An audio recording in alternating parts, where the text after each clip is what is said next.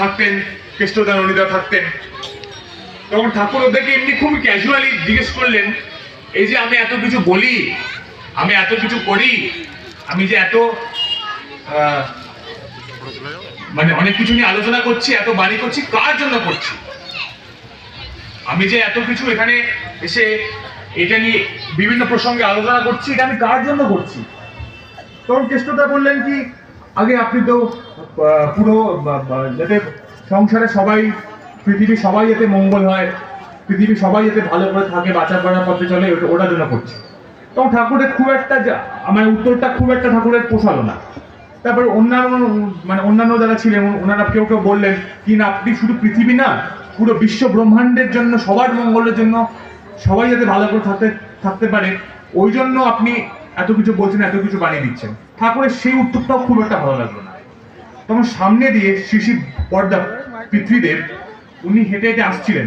তো ঠাকুর এমনি বললেন, বড় খোকা বলতেন ওনাকে, যে বড় খোকা, আমি এত কিছু যে করছি, এত কিছু যে বলছি, এটা কার জন্য বলছি?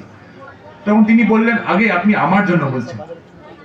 তো আমাদের প্রত্যেকে এটাই ভেবে চলতে হবে কি, ঠাকুর যা যা বলে গেছেন, যা যা করে গেছেন, আমাদের প্রত্যেকে অ্যাজ এন ইন্ডিভিজুয়াল আমাদের জন্য বলে গেছেন। আমরা যদি এখন থেকেই প্রথমেই শুরু করি বিশ্ব ব্রহ্মাণ্ড পৃথিবী সংসার, তাহলে আমাদের নিজের যে ব্যক্তিগত যে জীবনে ঠাকুরত্ব যে জাগানোর আমাদের প্রথম দায়িত্ব, যেটা যজনের, যেটা আমাদের দায়িত্ব, সেটাই পালন হবে না। তো আপনি যদি নিজের মধ্যে ঠাকুরত্বকে না জাগাতে পারেন, তারপরে আপনি কোন মুখে কাকে যাজন করবেন? আপনার যাজনের যে কপটতা, সেটা 2 মিনিটে লোকেরা ধরে নেবে, তাই না? আর এই যে আজকালকার জীবনে অনেক অবসাদ, অনেক বলতে পারেন ডিপ্রেশন, অনেক লোকেদের অনেক রকমের সমস্যা, মানসিক, শারীরিক, সবই লিঙ্ক আছে আর কি।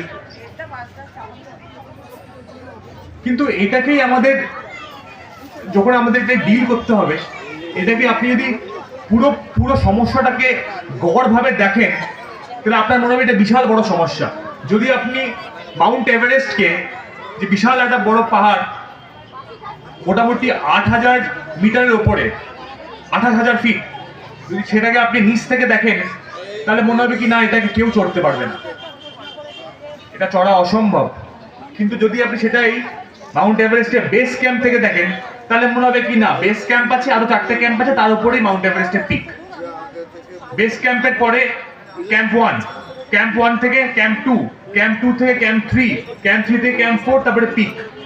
মানে যদি আপনি একটা বড় সমস্যাটাকে ভাগ করে করে করে করে করে করে ছোট করে দেখেন না, যে অ্যাচিভেবল গোল হিসাবে দেখেন, তাহলে আপনার সমস্যাটাকে অতটা বৃহৎ মনে হবে না, ওটাকে মনে হবে সমস্যাটা পার করা যায়। তো ওই জন্য ঠাকুরকে নিয়ে যে আমরা চলছি, আমাদের দৈনন্দিন জীবনে ছোট ছোট জিনিসকে আমাদের ফোকাস করতে হবে, যে ছোট ছোট জিনিসে কি করে আমরা ঠাকুরের শিক্ষা, ঠাকুরের এই যে বাণীগুলোকে ইমপ্লিমেন্ট করতে পারি, সেগুলো আমাদের ভাবতে হবে। আমরা যদি এখনই ভাবি কি আমরা মানে ঠাকুর বলেছেন প্রথমে সেলফ, তারপরে ফ্যামিলি, তারপর সোসাইটি, তারপরে নেশন, মানে আগে নিজে, তারপরে আমার পরিবার প্রতিবেশী, তারপরে আমার সমাজ, তারপরে রাষ্ট্র, যদি সম্ভব হয়, যদি সবাই ওই লেভেলে ইম্প্যাক্ট করতে পারে। তো আগে আমাদের প্রত্যেকের দায়িত্ব কি নিজেকে ঠিক করা। ঠাকুর বলছেন যজন যাজন ইষ্টভীতি করলে কাটে মহাবীতি, কিন্তু যাজনায় কিন্তু যজন আসে। আমরা কিন্তু প্রত্যেকে যাজন করতে সবাই এক্সপার্ট। আপনি যদি এখনই জিজ্ঞেস করেন কে কে ভালো যাজন করতে পারে, 10 জন হাত তুলবে। কিন্তু যজনে যদি জিজ্ঞেস করেন কে ভালো, কে নিজেকে নিজের মধ্যে সেইগুলোকে ইমপ্লিমেন্ট করতে পারে, তাহলে কিন্তু বেশি লোকের জীবন দিয়ে সেটা প্রমাণ পাওয়া যায় না। অনেকেই বলবে কি ঠাকুরকে নিয়ে চলছি আমরা, তার জীবনটাকে প্রমাণ করতে হবে। ঠাকুর যেরকম বলেছিলেন কি, my life is my teaching, ঠাকুরের জীবনটাই ঠাকুরের শিক্ষা, জীবন দিয়ে উনি আমাদের শিখিয়ে গেছেন।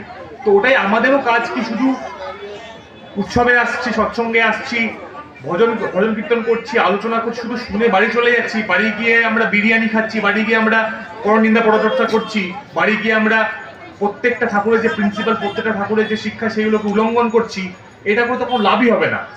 তারপরে লোকেরা এসে বলে, রোজই এসে বলে যে ঠাকুরকে নিয়ে চলছি 5 বছর 10 বছর, কোনো জীবনে উন্নতি হচ্ছে না, কোনো জীবনে ডেভেলপমেন্ট হচ্ছে না, আমরা আর্থিকভাবে মানে কি বলে, আর্থিকভাবে আমাদের উন্নতি হচ্ছে না, শারীরিকভাবে আমরা অসুস্থ, মানসিকভাবে আমরা বিধ্বস্ত। আপনাকে এটাই বুঝতে হবে সবকিছু লিঙ্কড আছে। আপনি যখনই ঠাকুরকে নিয়ে সুস্বাস্থ্যে চলবেন তখনই আপনার স্বাস্থ্যটাও শারীরিকভাবে ইমপ্রুভ হবে, মানসিকভাবে আপনি ইমপ্রুভ করবেন। শারীরিক মানসিক যদি আপনার কাছে স্ট্রং থাকে তো তাহলে আপনি দেখবেন আর্থিকভাবে বা এই বস্তুবাদী সমাজে যে আমরা চলছি ওর মধ্যে তো আপনাদের সবাইকে তো একটা বেসিক টাকা পয়সা, বেসিক সংসারের কাজকর্মগুলো করার জন্য যে ইনকামটা দরকার সেগুলো তো আপনারা করতে হবে। ঠাকুরের সেটারও শিক্ষা দেওয়া আছে। তো যদি ছোট ছোট জিনিসে আপনি ফোকাস করেন তাহলে দেখবেন বৃহৎ কাজটা আস্তে আস্তে হয়ে যাচ্ছে। ঠাকুর খুব কর্মের উপরে খুব জোর দিয়েছেন। ঠাকুরের বাণী আছে, অনেক রকমের বাণী আছে ঠাকুরের, যে কর্ম নিয়ে 2-3টে বাণী যেটা আমি আপনাদের সাথে আলোচনা করতে চাই। সেটা ঠাকুরের একটা বাণী আছে, কর্ম নাই চিন্তা সৎ পাথর পিছর নরক পথ। মানে আপনার যতটাই সৎ চিন্তা থাকুক না কেন, যতটাই আপনি নিজেকে সন্ত সাধুরা মনে করেন, আপনি একদম মনে করেন কি আপনার চিন্তাধারা পিওর, আপনি একদমই সবার ভালো চান, সবার আপনি মানে কারোরই কোনো খারাপ চান না, জীবনে কারোরই কিছু খারাপ আপনি ভাবনা চিন্তা করেন না, কিন্তু আপনি যদি কর্মতে আপনি যদি কিছু না করেন, যদি লবডঙ্কা হন সেটাতে, তাহলে কোনো লাভ নেই। তাহলে আপনাকে নরকেই যেতে হবে। কারণ আপনি কে সেটা শুধু আপনার কর্মটাই আপনাকে ইয়ে করে দেবে। আপনাকে নিজের পরিচয়টা আপনার কর্মের সহিত দিতে হবে। আর আমরা প্রত্যেকে যদি আমরা মনে করি কি আমরা ঠাকুরের প্রতিনিধি, যে আমাদের মাধ্যমে আমরা লোকেদেরকে ঠাকুরের ব্যাপারে আমরা জানাচ্ছি, যে আমাদের জীবনটাই, আমাদের ব্যবহারটাই, আমাদের কথাবার্তাটাই যদি যাজনের রূপ হয়, তাহলে দেখবেন আমাদের আলাদা করে যাজন করার খুব একটা প্রয়োজন হবে না। ঠাকুরের কথা আছে করো হও পাও, কিন্তু সমস্যাটা হচ্ছে কি আমরা করোটা না করে আগেই হতে চাই, আগেই পেতে চাই। ওর এর মাঝখানে চলে আসে ইগো। তো এই জন্যই শ্রী আচার্য বলেছেন যে ইগোটাকে সরিয়ে দিয়ে, যে এই যে উৎসবগুলো আগে এত এত বিভিন্ন ছোট ছোট উৎসব হতো, সেটা না করে যে এক জায়গায় বড় করে সম্মেলন করে বড় করে ঠাকুরের উৎসবের একটা মানে কি আয়োজন করতো সব জায়গায়। শুধু এটা গোড়ালগাছা বলে নয়, শুধু পশ্চিমবঙ্গ বলে নয়, পুরো ভারত ধরে, আর বিদেশেও তাই, যে ছোট ছোট উৎসব না করে এক জায়গায় সম্মিলিত হয় বড় করে উৎসব করতে। মানে এটাতে কি হয়, সবারই একটা সমানভাবে বড় করে সবাই সম্মিলিত হতে পারে। আর সেকেন্ড কারণ হচ্ছে কি, যাতে এই প্রত্যেকটা স্থানীয় যারা বড় বড় মাঝে মাঝে হোতা হয়ে যায়, ওই যে হোতাদের যে ইগোটা আছে, এই ইগোটা মাঝে মাঝে ওরা ঈশ্বর স্বার্থ প্রতিষ্ঠা না করতে গিয়ে আত্মস্বার্থ প্রতিষ্ঠা হয়ে যায়। এটা আমরা সবাই গিল্টি, যে শুধু আমি বলছি বলে যে এটা মাঝে মাঝে আমার মধ্যেও জাগে না, এটা তা নয়। আমি যখনই কিছু ঠাকুরের কথা আলোচনা করছি, বা ওর থেকেও এই মঞ্চ থেকে ছাড়ুন, যদি প্রত্যেক দিন আমি যখন ইষ্টভীতি পড়ে যখন শতনৌকা পাঠ করছি, আমি অক্রতি, আমি মমানি, আমি নিরলস্ক, আমল অজিত বসি, আমি কি ওটা উচ্চারণ করার পরে কি আমার মধ্যে ক্রোধ কমে যাচ্ছে? ওটা উচ্চারণ করার পরে কি আমার মধ্যে কাম চলে যাচ্ছে? তা তো নয়। জিনিস হচ্ছে প্র্যাকটিসের ব্যাপার। যে জিনিসেই আমাদের উন্নতি হয় চারিদিক থেকে, সেই জিনিসটা কিন্তু কঠিন, সেই জিনিসটা কিন্তু ডিসিপ্লিন লাগে, সেই জিনিসটা প্র্যাকটিস করতে হয়। তো ওটাই আমি আপনাকে বলে যাব একটাই কথা, কি সবসময় কি করে প্রত্যেক দিন 1% হলো ঠাকুরের প্রতি আরো আমরা কাছে যেতে পারি, ঠাকুরের শিক্ষা পালন করতে পারি, ঠাকুরকে ভালোবাসতে পারি। ঠাকুরকে ভালোবাসার উপায় হচ্ছে একটাই, যে ঠাকুরের শিক্ষাটা নিয়ে চলা, ঠাকুরের বাণীগুলোকে ফলো করা, ঠাকুর যেভাবে আমাদেরকে চলতে বলে সেভাবে চলে। এটাই হচ্ছে ঠাকুরকে ভালোবাসার একটা সহজ উপায়। আমাদের ঠাকুর নিজেই বলে গেছেন, মানে এটা স্পুন ফিডিং এর মতন, উনি সব বলে গেছেন। আপনি যদি সেটা করে যান, আর এমন নাকি আপনাকে সেটা মানে বন্ধ হয়ে আপনার বিবেককে সাইড রেখে আপনার কিছু মানে মনের মধ্যে প্রশ্ন জাগতে পারে না, প্রশ্ন জাগুক। আপনি তখনই ঠাকুরের বিভিন্ন এতগুলো লিটারেচার আছে, এত বইপত্র আছে, এত আমাদের সিনিয়র গুরু ভাই আছেন, আপনি যদি ওনাকে নিজেদের ডাউট জিজ্ঞেস করেন, ওনারা খুবই মানে খুশি হয়ে আপনার ডাউট ক্লিয়ার করে দেবেন। তো মানে মনে প্রশ্ন জায়গাটা কিন্তু কখনো মনে করবেন না কি কারো মনে যদি প্রশ্ন জাগে তাহলে সে কম ভক্ত হয়ে গেল। প্রশ্ন যদি যে জাগে সেটা মনে করবেন সে অ্যাকচুয়ালি ঠাকুরের যে লিটারেচার বা ঠাকুরের সাহিত্য, ঠাকুরের বাণী নিয়ে চিন্তা ভাবনা করছে, ওই জন্য মনে প্রশ্ন জাগছে। তো প্রশ্ন জায়গাটাকে এনকারেজ করুন, কিন্তু তার সাথে সাথে সেটাকে ক্লিয়ার করার চেষ্টা করুন। এই যে ডিপি ওয়ার্কস নিয়ে এখন অনেক আলোচনা হচ্ছে, ডিপি ওয়ার্কস অনেক জোর দেওয়া হচ্ছে দেওঘরের নির্দেশে। এটা কেন আমরা যখন আগে দীক্ষা দিতাম, এটা আমাদেরই গাফিলতি, আমাদেরই এটা হচ্ছে, আমি এক ধরনের বলবো পাপ, কি আমরা খুব দ্রুত যাজন করার চক্করে, দীক্ষার সংখ্যা বাড়ানোর চক্করে, দীক্ষা নামটা আমাদের রেকর্ড বাড়ানোর চক্করে সবাই সেঞ্চুরি মারতে চায়। সেঞ্চুরি মারার চক্করে আমরা দীক্ষা দিয়ে যাচ্ছি, কিন্তু তার সঠিক যাজন হচ্ছে না, তাকে বোঝানো হচ্ছে না, তাকে শুধু এসে এসে দীক্ষা দিয়ে খিচুড়ি খাইয়ে বাড়ি পাঠিয়ে দেওয়া হচ্ছে, তারপর অবভিয়াসলি ওরা তো পালন করতে পারবে না। তো দীক্ষাপত্রের ডিপি ওয়ার্কসের কাজটা এটা হচ্ছে আমাদের দায়িত্ব। আমাদের পরিবারে যদি কোনো সদস্য যদি কখনো হারিয়ে যায় বা আমাদের সাথে ক্ষুব্ধ হয়ে যদি রেগে চলে যায়, আমাদের দায়িত্ব না আমরা তাদেরকে ফিরিয়ে আনার। সেম ভাবে যদি আমাদের সাথে কেউ ঠাকুরের আশ্রয় নিয়েছে, সে কোনো কারণে সে ফলো আপ করতে পারেনি, আমাদের সেটা দায়িত্ব। আর আমাদের সেটা আমি তো বলবো টু সাম এক্সটেন্ট আমাদের পাপের প্রায়শ্চিত্ত, কি আমরা তাকে ঠিকভাবে চালন করতে পারিনি সেই সময়, তাই জন্য আবার আমাদের এখন করতে হচ্ছে। কিন্তু এই যে ডিপি ওয়ার্কসের কাজটা, এটা কিন্তু আপনারা মনে করবেন না কি 1 মাস 1 বছর 2 বছর করে এটা শেষ হয়ে যাবে। এটা কিন্তু লাইফ লং চালাতে হবে আমাদের, আজীবন। আর আমাদের পরবর্তী জেনারেশনকেও আজীবন চালিয়ে যেতে হবে, কেন এটা একটা প্র্যাকটিস। সবকিছু প্র্যাকটিসের উপর ডিপেন্ড করছে। যে যখন ডিপি ওয়ার্কসে আপনি কাজে বেরোচ্ছেন, সবাই মিলে সবাই একসাথে জড়ো হয়ে যাচ্ছেন, সকালবেলা প্রার্থনা করছেন কারো ঘরে গিয়ে, তার ঘরে ঠাকুরের ছবি কীভাবে ভালোভাবে বসাতে হয়, কীভাবে আসনে রাখতে হয়, কীভাবে প্রার্থনা ইষ্টভীতি করতে হয়, এগুলো আপনি আলোচনা করছেন, তখন আপনার মধ্যেও এই থটগুলো, আপনার মধ্যেও এই বিবেচনাগুলো জাগছে কি আমাকে এইভাবে প্রার্থনা করতে। মাঝে মাঝে আমরাও যারা ঠাকুরের বহুদিন দীক্ষিত, আমরা যারা ঠাকুরকে নিয়ে চলছি, আমরাও কিন্তু মাঝে মাঝে হয়তো প্রার্থনা ঠিক হতে করি না। আমরা হয়তো অনেক সময় কোনো পাবলিক প্লেসে আমরা ভাবি কি না, আমরা যদি প্রার্থনা করি বা ঠাকুরের আলোচনা করি তাহলে আমরা হয়তো অন্য কারোর কাছে একটা অকওয়ার্ড হয়ে যাবে। কিন্তু যখন সবাই মিলে গিয়ে আলোচনা করছি ডিপি বক্সের কাছে, তখন আমাদের মধ্যে যজনও হচ্ছে, কারণ আপনি যখন তাকে বলছেন তখন আপনার মাথাও সেই থটটা চলছে, তাকে আপনি যাজনও করছেন, ঠাকুরের পথে নিয়ে আসার চেষ্টা করছেন, আর তখন ইষ্টভীতিটাতেও একটা বাই প্রোডাক্ট।